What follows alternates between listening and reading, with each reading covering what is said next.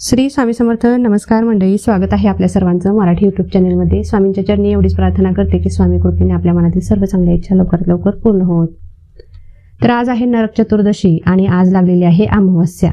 ही जी अमावस्या असते ती वर्षातील खूप मोठी अमावस्या मानली जाते की ज्या अमावस्येमध्ये आपण जे काही तंत्र मंत्र करू ते अगदी सिद्ध होतं आणि त्यासाठीच आपण लक्ष्मीपूजन या दिवशी करत असतो की ज्यामुळे आपली जी लक्ष्मी आहे ती चंचल आहे ती स्थिर होऊन आपल्या घरामध्ये वास्तव्य करावी, यासाठी या दिवशी लक्ष्मीपूजन हे केलं जातं. तसंच नरक चतुर्दशी दिवशी जर यमदीप दान केलं तर यामुळे आपल्या आयुष्यामध्ये कधीही कुणाचीही आपल्या घरामध्ये अकाली मृत्यू हा होत नाही.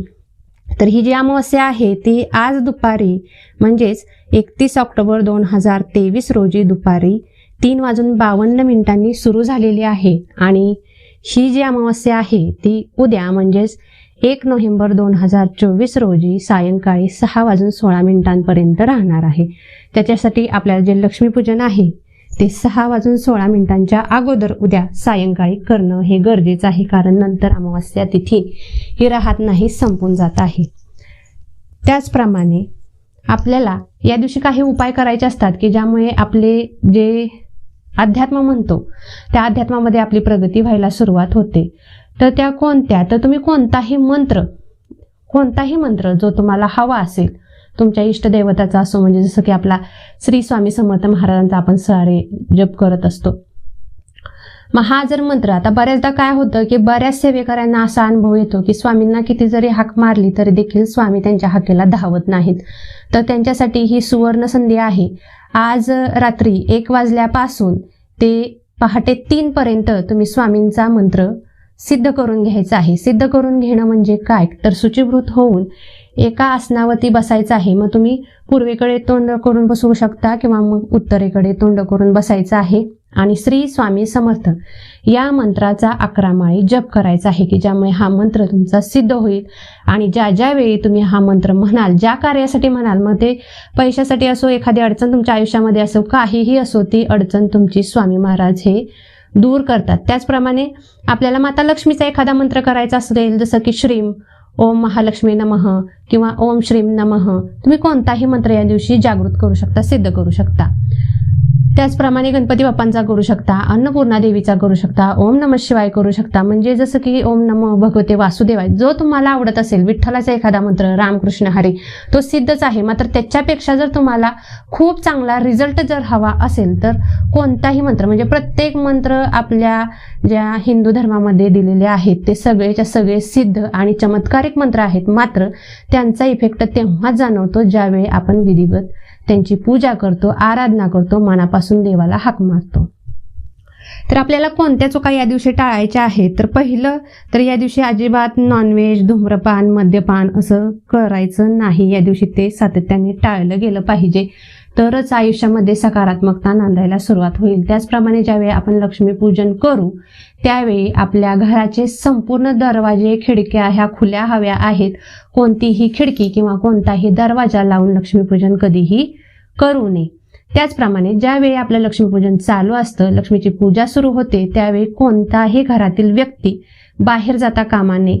सर्व व्यक्ती जे असतील ते आपल्या देवघरामध्ये किंवा जिथे तुम्ही लक्ष्मीपूजन करणार असाल त्या ठिकाणी उपस्थित राहणं गरजेचं आहे. या दिवशी कुणी कितीही एखादा पांढरा पदार्थ किंवा पांढरी मिठाई दिलीत तरी देखील खायची नाही, कारण त्याचे दुष्परिणाम हे आपल्या आयुष्यामध्ये हे जास्त होतात. कारण ही काळ रात्री सुद्धा मानली जाते. तंत्रमंत्र ही बाहेरचा टोना टोटका या दिवशी जास्त प्रमाणामध्ये केला जातो.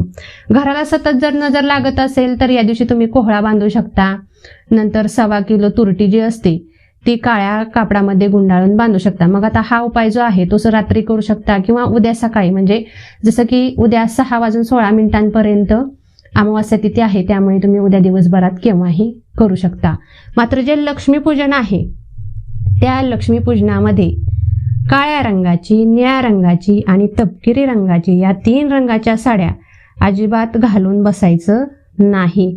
असं केल्यामुळे लक्ष्मीनारायण नाराज होतात आणि कायमची दरिद्रता, गरिबी भोगावी लागते. घरामध्ये कष्ट जास्त येतात, दुःख जास्त येतं आणि असं नाही की फक्त महिलांच्यासाठीच हा रूल आहे, तर पुरुष मंडळींनी देखील आपल्या मुलांना देखील अजिबात काळा, निळा आणि तपकिरी रंगाचे कपडे जे आहेत ती आज उद्या घालून द्यायची नाहीत. कारण काळ्या आणि निळ्या रंगावरती, तपकिरी रंगावरती राहू, केतू आणि शनी यांचं वर्चस्व असतं आणि यामुळे काय होतं की आयुष्यामध्ये दुःख जास्त यायला सुरुवात ही होत असते. तर आपल्याला लक्ष्मीला खुश करायचे आहे, प्रसन्न करायचे आहे, त्यासाठी आपल्याला लक्ष्मीला जो आवडतो, जसं की दुधी कलर लक्ष्मीला अतिशय आवडतो, पांढरा रंग आवडतो, त्याचसोबत पिवळा रंग हा आपल्या श्रीकृष्णांना आवडतो, गोपाळ बाळकृष्णांना आवडतो, भगवा रंग दत्त महाराजांचा आहे, पितांबर आपल्या गणपती बाप्पाचा आहे, हिरवा रंग आपल्या माता लक्ष्मीचा आहे, माता जोगेश्वरीचा आहे, तुळजाभवानीचा आहे. म्हणजे ज्या देव्या आहेत त्यांना हिरवा रंग, लाल रंग, पिवळा रंग, गुलाबी रंग असा खूप आवडतो. त्याच्यासाठी प्रयत्न करा की अशाच रंगाच्या तुम्ही साड्या वापराल. तर आजची ही जी सेवा आहे उद्याची लक्ष्मी पूजनाची म्हणा, किंवा आजचे जे काही तुमचे जे उपाय असतील लक्ष्मी प्राप्तीची, ते योग्य पद्धतीने करा आणि ज्यावेळी कराल त्यावेळी शुचिभूत असणं गरजेचं आहे, मन पवित्र असणं गरजेचं आहे.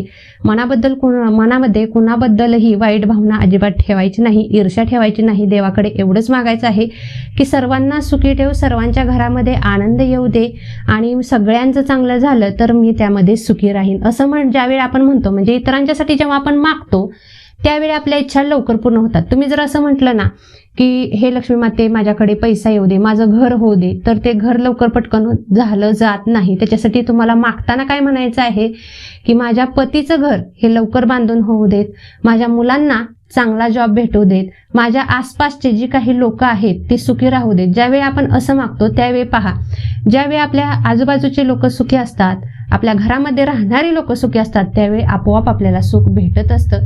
ज्यावेळी आपण स्वतःसाठी मागतो त्यावेळी आपली इच्छा लवकर पूर्ण होत नाही. मात्र ज्यावेळी आपण इतरांसाठी मागतो, म्हणजे ज्यावेळी आपल्या मुलांसाठी मागू, पतीसाठी मागू, घरासाठी मागू, त्यावेळी पटकन पूर्ण होते. याच्यासाठी आपल्याला इतरांच्यासाठी मागणं गरजेचं आहे.